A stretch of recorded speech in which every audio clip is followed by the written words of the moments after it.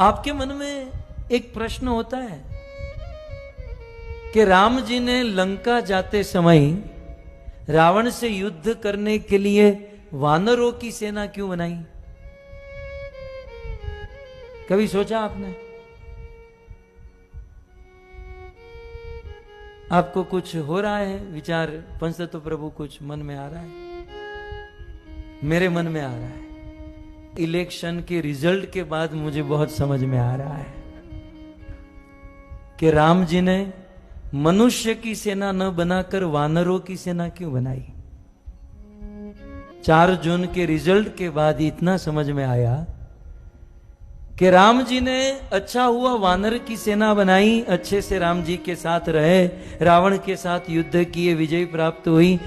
यदि मनुष्य की सेना लेकर राम जी गए होते ना, तो ये मनुष्य राम जी के साथ तो चलते, लंका भी पहुंच जाते, लेकिन लंका जाकर देखते हो रावण की लंका सोने की बनी है।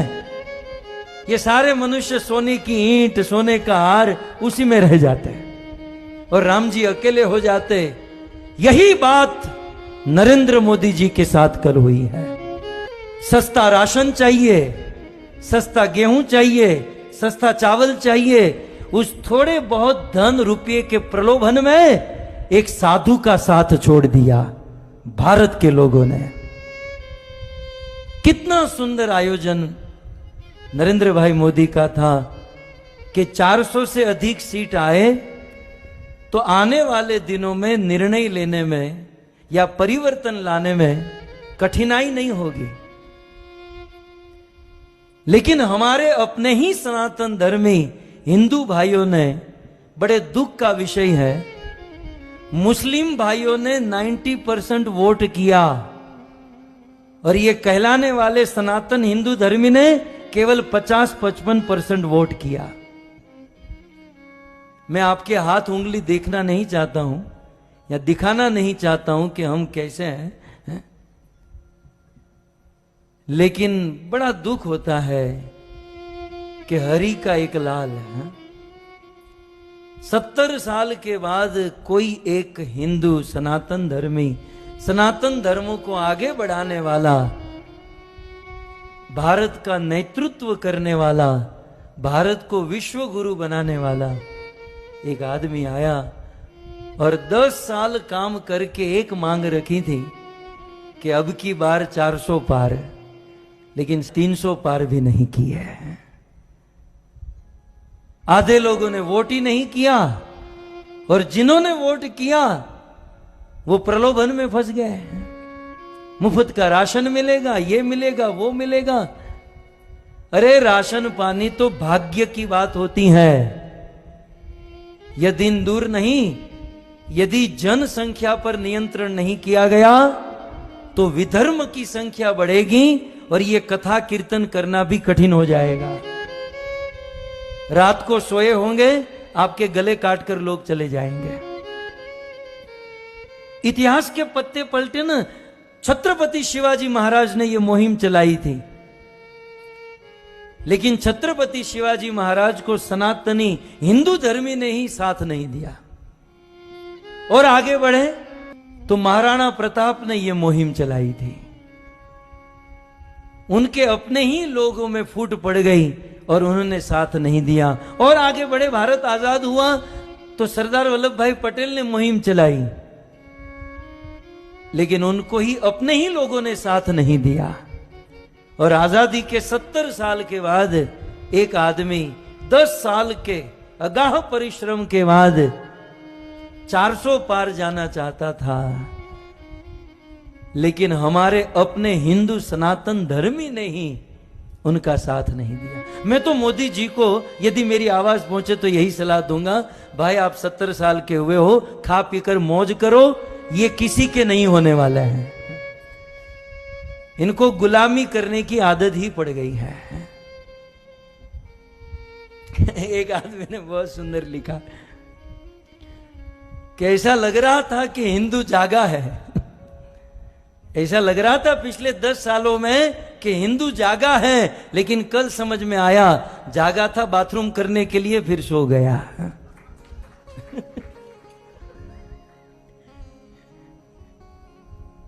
क्या हिंदू जागा है। यदि बहुमत होता तो भारत का दृश्य कुछ और होता।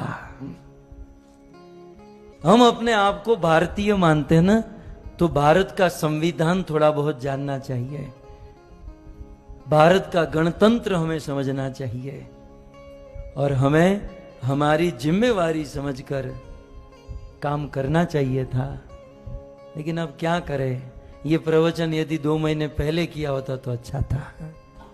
मैं भी अमेरिका से अभी अभी आया है? लेकिन हमें तो विश्वास था, पता नहीं ऐसा निकलेगा। एक बात याद रखिएगा, मोदी जी तो प्राइम मिनिस्टर बनेंगे, वो तो बड़ा प्रधान हो ही चुके हैं, लेकिन जो उनको निर्णय लेने हैं वो नहीं ले पाएंगे क्योंकि अल्पसंख्यक है। जो उनको क्रांति लानी वो नहीं कर पाएंगे। तो इस दौर से ये मोदी जी की हार नहीं है, ये हम हिंदुओं की सनातन धर्म की हार है, ये हम लोगों की हार है। और हम लोग वो छोटे छोटे प्रलोभन में हैं। मुफ्त का राशन मिलेगा, गैस का बाटला सस्ता हो जाएगा, तेल सस्ता हो जाएगा, હવે લઈ લો સસ્તું કરજો હવે તમે। धर्म के, इस सनातन धर्म के उजागर करने में एक बहुत बड़ी आश थी, एक बहुत बड़ा होप था, लेकिन नतीजे के बाद बहुमती से यदि मोदी जी नहीं आए तो एक हिंदू धर्म के लिए, सनातन धर्मियों के लिए लज्जा का विषय है।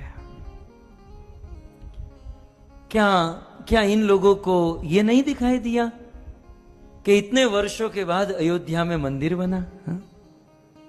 ये नहीं दिखाई दिया क्या? इतने वर्षों के बाद काशी में इतना सुंदर कॉरिडोर बना, इतने वर्षों के बाद कश्मीर में 370 कैसे करके निकाली, बस केवल वो मुफ्त का राशन ही दिखाई दिया।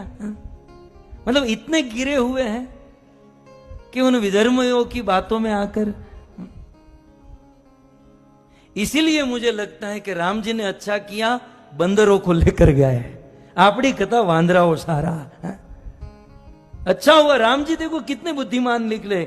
बंदरों को लेकर जाऊंगा, मनुष्यों को लेकर जाऊंगा, अभी तो साथ में चलेंगे, लेकिन आगे जाकर वही रावण की सोने की लंका में थोड़े बहुत प्रलोभन में फंस जाएंगे। लेकिन धन्य है वो वानर है जो राम जी के साथ चले हैं। यद्यपि ये व्यासपीठ मैंने तो मेरे गुरु को और कृष्ण को समर्पित की है, लेकिन क्या करें, हम भी एक जीव हैं, कलियुगी बुद्धि है। जब ऐसी बात आती है तो थोड़ा सा खून खोल जाता है। अब तो एक ही बात आती है कि भगवान बचाए इस देश को, भगवान बचाए हमारी सनातन संस्कृति को। परंतु यदि 400 पार हुआ होता तो दृश्य कुछ और हो गया होता।